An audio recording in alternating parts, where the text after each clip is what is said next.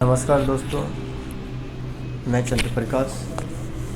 आजकल बागेश्वर बाबा के धाम की बहुत परीक्षाएं हो रही है। मित्रों, परीक्षाएं सत्य की होती, असत्य की नहीं होती। अगर बागेश्वर धाम सत्य है, उनके ऊपर धीरेन्द्र शास्त्री जी के ऊपर बालाजी महाराज की असीम कृपा है, तो वो अवश्य सफल होंगे। वो स्वयं भी कहते हैं कि मैं कुछ नहीं करता, मुझे बालाजी महाराज जो कहते हैं वो मैं करता हूँ। भारत के इतिहास में ये परीक्षाएं केवल हिंदू संतों के साथ या हिंदू धर्म में ही हमेशा होती रही है, और जब जब भी एक संत हुआ है तो उसके बराबर में एक राक्षस अवश्य हुआ है। सबसे प्राचीन समय में हम देखें तो भगवान राम के समय भी उनकी बहुत परीक्षाएं हुई है। कैसे उन्हें 14 वर्ष का वनवास दिया और उन वनवास को वो बड़े शांति से ग्रहण कर लिया। अगर शायद राम जी को वनवास नहीं होता तो फिर राम जी को इतनी बड़ी उपलब्धि, इतना सम्मान कभी नहीं मिल पाता। लोग या हम आप सभी कोई भी उन्हें नहीं पूछते। इसके बाद जब कृष्ण भगवान का जन्म हुआ तब उनकी भी घोर परीक्षाएं हुई। उनका जन्म कारागृह में हुआ, और किस तरह कारागृह में बंदियों अपने पिताजी की बेड़ियां तोड़ी और जो सैनिक थे उनको निंद्रा में डाला, और कैसे अपने गोकुल में बाबा के पास गए। और उसके बाद भी कई बार परीक्षाएं हुई। इसके बाद अगर कलयुग की बात करें तो कलयुग में भी जो भी हिंदू संत हुए उनकी परीक्षाएं हुई है। नरसिंह जी जो संत थे उनके समय भी एक राक्षस था, दुष्ट था, जो हमेशा उन्हें परेशान करता था और उनकी भक्ति पर आरोप लगाता था, और नरसिंह जी हमेशा उनकी भक्ति का प्रूफ देते रहे। इसके बाद अगर मीरा देख लो, मीरा को भी बहुत तकलीफ़ दी, बहुत उनकी परीक्षाएं हुई।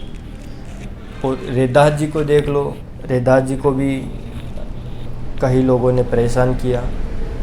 और ये तो सभी जानते हैं किस प्रकार रैदास जी ने जब चप्पल जूते जो काटते थे उसमें जो पानी रखते थे उसमें से ही एक सोने का कंगन निकाल के राजा को दिया है। कितनी कठिन परीक्षा होगी, और कैसे उन्होंने अपने भगवान को कहा होगा और कैसे मनाया होगा।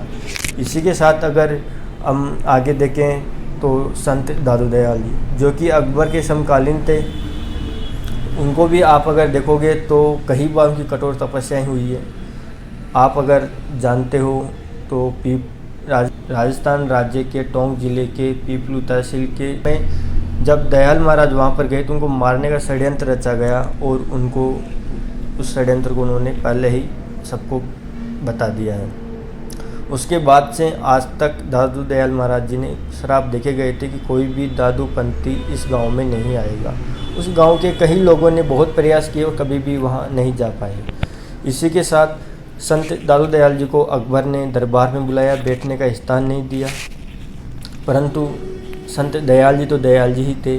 उन्होंने अलौकिक शक्ति से एक तख्त बनवाया और अकबर से भी ऊंचा अपना तख्त लगाया और उस पर बैठे। इसी के साथ एक बार संत दयाल महाराज को किसी ने बुलाया और वहाँ उसने भोजन प्रसादी की व्यवस्था की। भोजन बहुत कम था, मात्र संत दयाल जी को सुनने वाले बहुत से लोग आए। तब दयाल महाराज जी को कहा कि भोजन तो बहुत कम है, लोग बहुत ज़्यादा है। तब भी उन्होंने चमत्कार किया और बहुत से लोगों ने वहाँ पे भोजन प्रसादी ग्रहण की। भोजन की कोई कमी नहीं आई। एक बार संत दयाल जी ने 7 जगह एक साथ भोजन जिमे, और अकबर ने भी एक बार संत दयाल जी को उनकी महिमा की परीक्षा लेने के लिए शेर के साथ पिंजरे में कैद कर दिया। वहाँ पर भी वो सफल हुए। इसी प्रकार हमें आशा ही नहीं पूरी उम्मीद है कि अगर बागेश्वर धाम के ऊपर बालाजी महाराज की असीम कृपा है तो वो इन सभी परीक्षाओं में अवश्य ही बाहर निकलेंगे। और ये सभी जानते हैं कि इससे पहले बागेश्वर धाम की महिमा इतनी नहीं थी, मीडिया पे इतना नहीं बताया जाता था, लेकिन जब से उनके ऊपर आरोप लगाया है तब से उल्टा बागेश्वर धाम की महिमा का ज़्यादा बखान होने लगा है और उनकी सत्यता को ज़्यादा प्रामाणिकता होने लगी है। लेकिन अब विषय यह है कि जिस प्रकार हिंदू संतों के ऊपर या हिंदू मंदिरों की प्रामाणिकता जांच की जाती है, क्या कभी दूसरे धर्मों के ऊपर क्या उनकी प्रामाणिकता कभी जांच की है?